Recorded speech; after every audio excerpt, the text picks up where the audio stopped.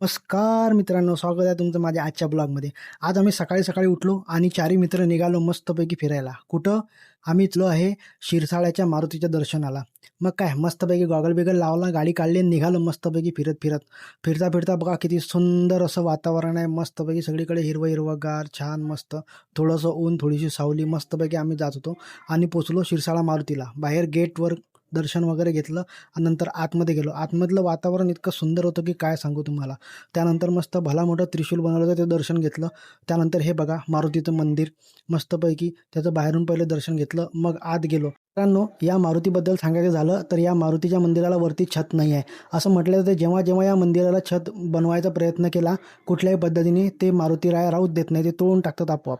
ते बरोबर तुटून जाते. असा हा प्रसिद्ध आणि जागृत मारुती आहे.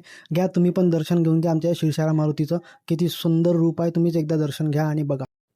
आम्ही पोचल्यावर नुकतीच आरती झालेली होती, सुरू होती म्हणजे आम्ही गेलो तेव्हा. मस्त आरतीत दर्शन वगैरे घेतलं मारुतीरायाचं. त्यानंतर मस्तपैकी मंदिरात बाहेर थोड्या वेळ बसलो आणि आमच्या गप्पा रंगल्याच होत्या. तर त्यातला आमचा एक मित्र म्हणतो, चला आपण आता कचोरी खायला जाऊ बोदवडला. मग काय निघालो बोदवडला.